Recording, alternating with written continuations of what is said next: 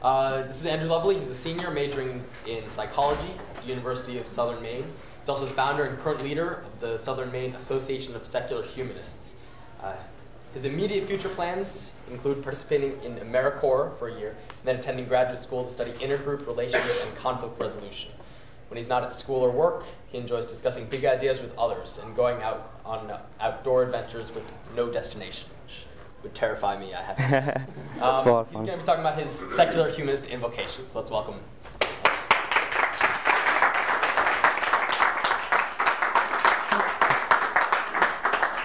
Thank you very much. Let me begin by saying it's a privilege to be here and to speak before you all, a meeting of the minds and present and future leaders of the secular movement.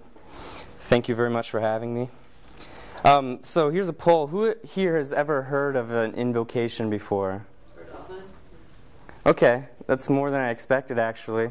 But I actually hadn't heard of one before I was given the opportunity to deliver one. But I'll get to defining that, what it means to invoke and what an invocation is in just a moment.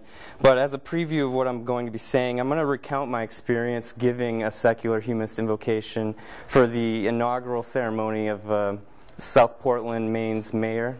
And I'm going to talk about reactions and respond to criticisms and offer a functionalist analysis of what an invocation is and make the case for why secular humanists should deliver them. So what does it mean to invoke something? Definitions I've found is to raise or summon into action. It's to cite as an authority or to request earnestly an appeal. In the form of an invocation, it's usually religious, and it happens before public ceremonies, and it's kind of like a prayer. It's asking God for mercy and guidance, support in their public affairs, and it's citing God as the authority. Now, many, if not most, are actually non-denominational. A lot of city councils, require that they're non-denominational to try and make them more inclusive. But I think they can also be secular too. Now, so how did I get the opportunity to deliver a secular humanist invocation? The mayor, or the soon-to-be mayor of a town nearby in Portland, Maine, was non-religious, and he didn't want a traditionally religious invocation. He'd rather have a secular humanist type, but he wasn't sure of who could perform that kind of thing. And he presumably searched Secular Humanist Portland, Maine, and seemed to find the student group I'm leading, and he got in contact with Christine here and asked, do you know anyone that would be able to perform an invocation for my ceremony? And she was busy herself, and we don't really know anyone offhand that could do that, but I offered that I'd be willing to do something like that. It'd be an interesting experience. Why not?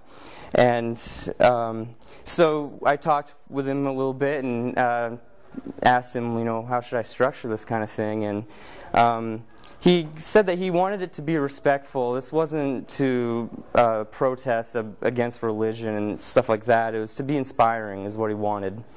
And he pointed me to a couple examples of secular invocations. For example, like Tom Clark's invocation, who was just a citizen of Florida who posted his script of an invocation up on the internet. And he performed that before the city council. And I use that kind of as an idea of what I should say. Like 6 days later, I was delivering this invocation at the city council inaugural ceremony, and I dressed in a suit, because it's hard to take a guy. It's hard not to take a guy seriously when he's dressed in a suit. So, do you guys have the script of my invocation on page 35 of this proceedings here? If not, then I can quickly read. I'll quickly read through it. I don't think it'll be a problem. It's not how I performed it necessarily, but I said, today we have come together to mark a new beginning of governance in the city of South Portland. What lies ahead is an untold opportunity to affirm our ability and our responsibility to serve the greater good, of which there is no higher purpose. We must open our hearts to the welfare of all people within the community by respecting the inherent dignity within all of us, and realize that our differences of race, religion, and party affiliation are only superficial. We are united by our common humanity, and through our interdependence we share a common fate. In order to achieve our greatest capabilities as citizens and leaders of this community, it is important for us to maintain an open mind. Let us consider the benefit provided by differing perspectives and be willing to question assumptions that only serve to obstruct our path to progress. Rather than bowing our heads and closing our eyes in denial or deference, we should open our eyes widely to accept the reality that confronts us without losing sight of our ideals of what it could be. Through the prudent use of reason and compassion, we can ensure the success of this great city.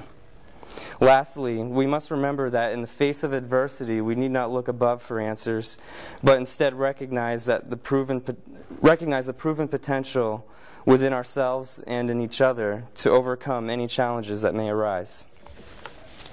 It was a short, it was a pretty short delivery. You know, it was right at the beginning of the ceremony, and it's not conventional to applaud after that kind of thing, so I just kind of sat down and was wondering what people thought about it, but I actually heard that there was good reactions to it. I got a lot of praise from the counselors, which was really nice. So let's go over what I invoked and conjured up into the public discourse. I tried to include the core tenets of humanism. For example, in the beginning, I referred to our ability and responsibility to serve the greater good. I mean, after all, this is the job of public officials. I also referred to the common humanity and interdependence.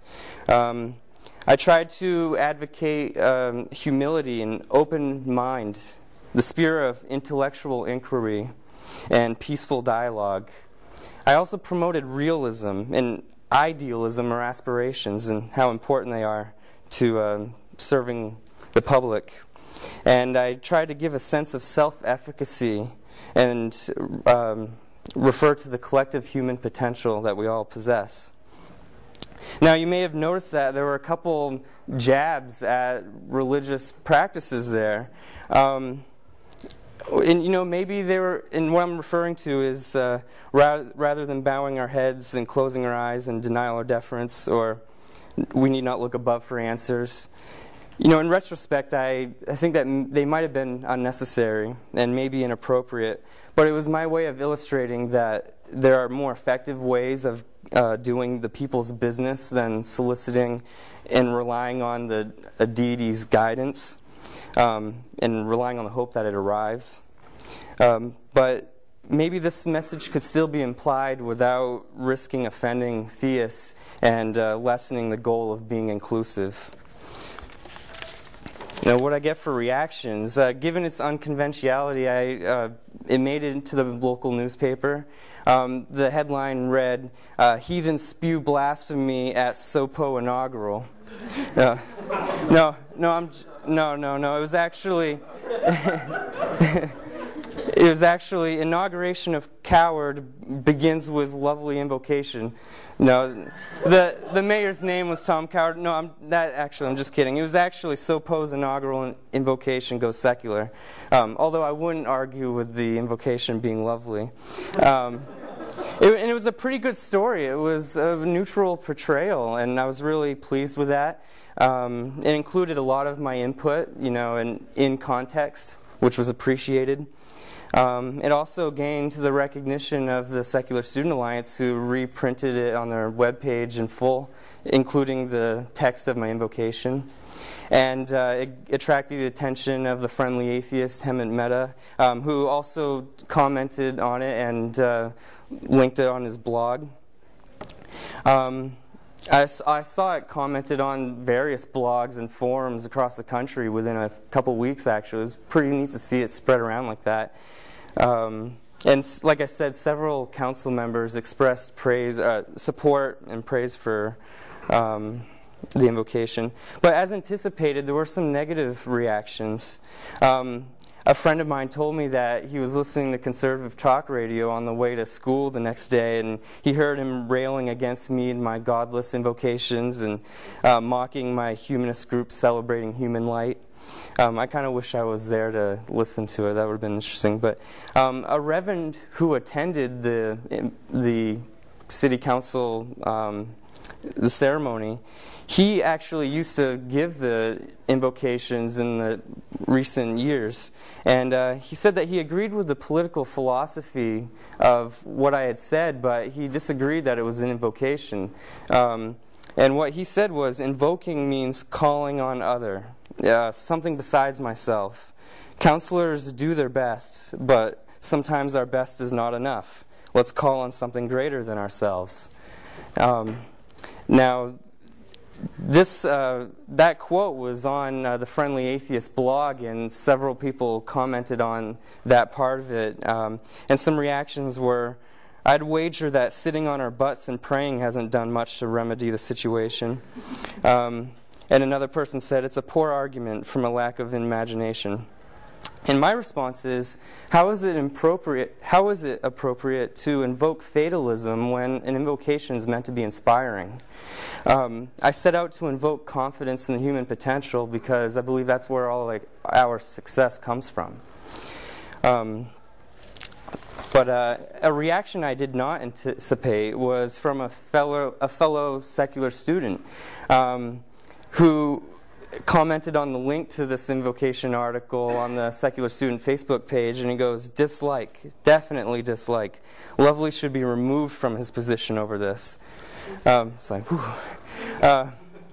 But he actually, this is Frank Bellamy of Albany, New York, and he actually approached me with the idea of debating him on whether humanists should deliver invocations, and I gladly accepted. To me, this seemed like the dynamic between the new atheists and the secular humanists, and I was excited to be a part of that dialogue.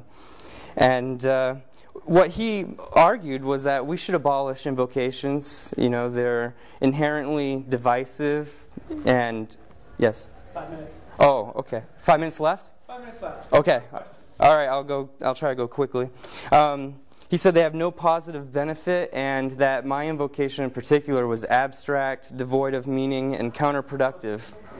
And I think that he had the assumption that the goal is to get rid of invocations, and I didn't share that goal with him. I think that humanists should deliver invocations.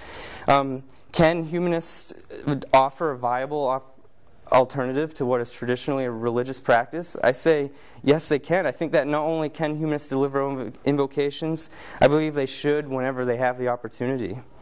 So let's think about the function of an invocation. Definitions mainly address the structure, but not the function. It seems to me that the function of an invocation is to unify, to inspire the audience, and to provide a chance to reflect on important values and relevant values. To me, that's a worthwhile practice, and we shouldn't do away with that opportunity. It is not the place for a protest. To me, that is what is devoid of meaning and counterproductive. Humanist invocations can carry out the intended function. I think that they have several advantages. They're inclusive, or they can be inclusive, realistic, and we have great values to invoke, such as reason, compassion, interconnectedness, the inherent human dignity, confidence in our ability and responsibility to address social and political challenges.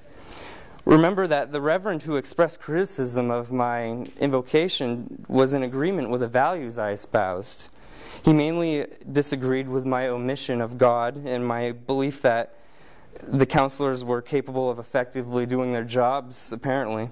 But yeah, well, I did omit God and the defeatist notion that people aren't good enough to do their jobs without reliance on God. So the main advantages of secular humanist invocations have over traditional religious invocations is that they regard people all people as equally important, and whether religious or not. And rather than insisting on human abasement and futility, humanist invocations emphasize human potential. And what kind of message would you rather hear before public ceremony? Perhaps after hearing humanist invocations, people will be less inclined to prefer the traditional religious invocations that are perhaps divisive and self-deprecating. Now, some of you may worry that doing a humanist participating in invocations appears too religious. I'd like to quote John Shuk. He's the vice president and senior research fellow of the Center for Inquiry Transnational.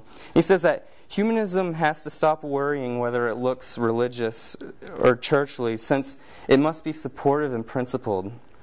He says that humanism should continue to criticize religion where it deserves moral rebuke, but it must be prepared to defend its own moral and political vision.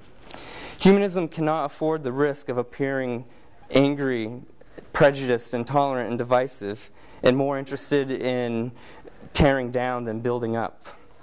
Another quote from Mr. McGowan, who's the director of Foundation Beyond Belief and Atheist Charity. He says that I don't want to just be about negating somebody else. And there are a lot of atheists who don't want to fight the culture wars. We need a positive expression of our values and a sense of community. Well, I agree, and that's why humanists should be willing to deliver invocations rather than abolish them. And as I ended my article on why humanists should deliver invocations, let us reserve the occasion for an invocation and show people what it really means to be inspired. Thank you.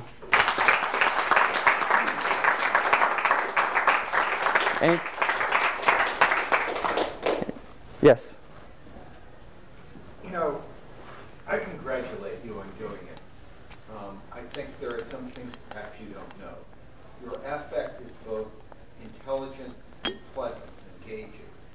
And I think part of the reason why it went so well, I speculate, had to be the engaging and genuine way you presented it and presented yourself.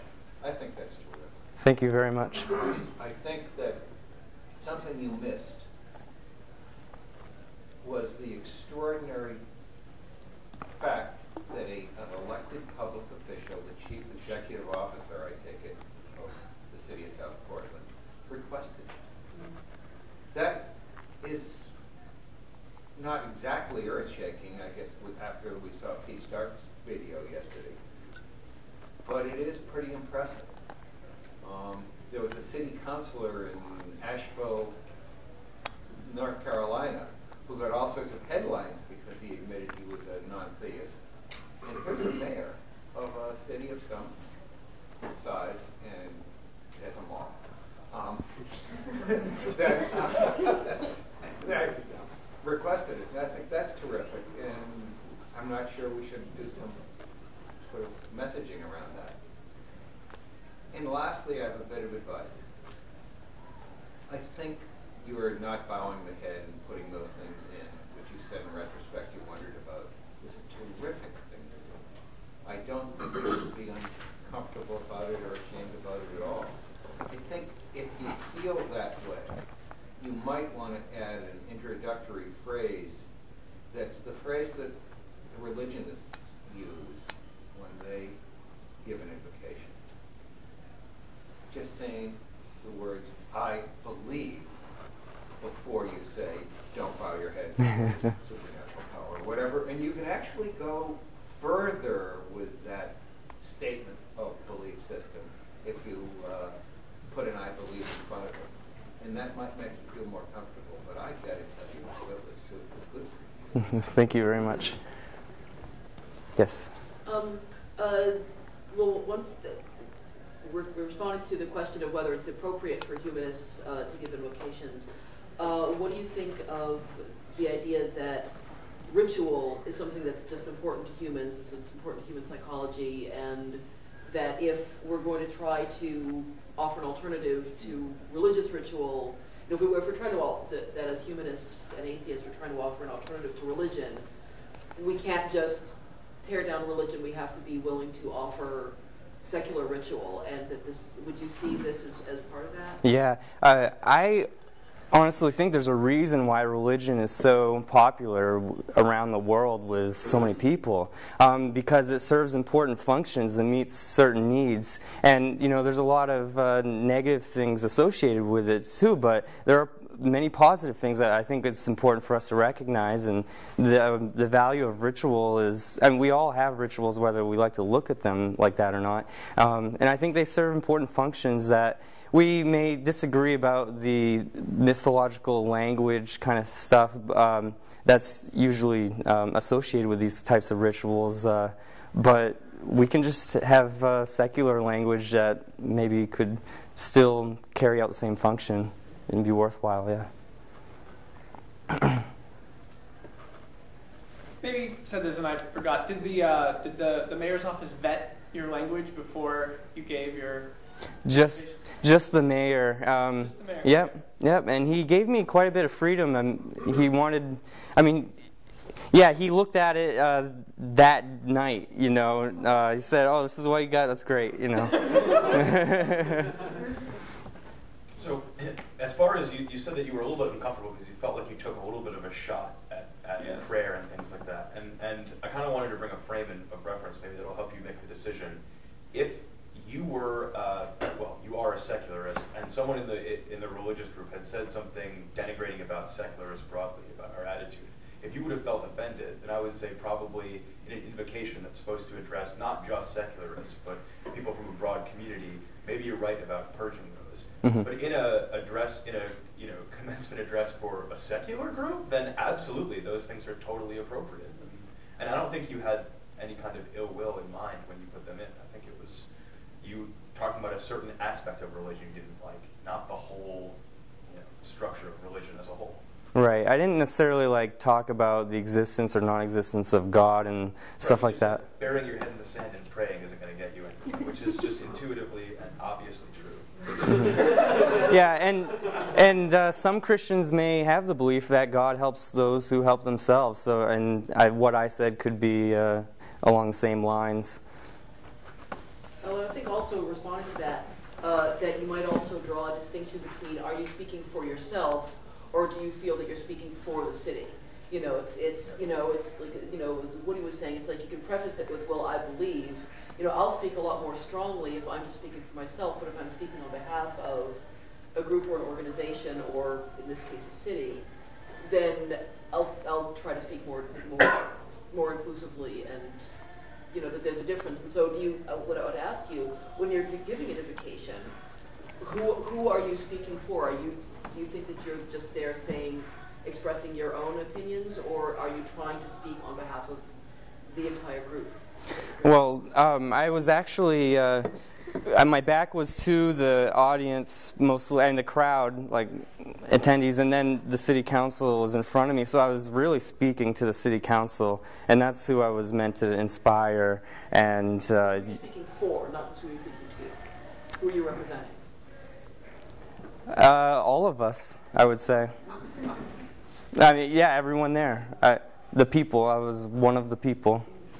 The reaction that you got, either in blogs or your newspaper articles or on tape radio, it's substantially milder than the reaction that Ed Buckner got last year when he gave the invocation at a city council meeting in Atlanta. Now, it may have been that because he was representing American atheists, and by definition, those two words together set people afire. That may have been the reason. But, in fact, if you've reported the breadth of the reaction, you were canonized. Yeah. Well, in the debate with Frank Bellamy about whether humanists should give invocations or not, he cited Ed Buckner as a model, and I've watched Ed Buckner's invocation, and it was a protest against invocations. I think that it was counterproductive. It didn't inspire anybody. And in fact, one of the city councilors there was saying I wasn't inspired, and I was kind of offended. I suspect because he represented American atheists, he could have ended it Christ name we ask it, amen, and they would still have railed. Yeah, it's possible. It's possible. Any other questions? No? Did you arrange for the singing? No, it wasn't me, I promise. Thank you, guys.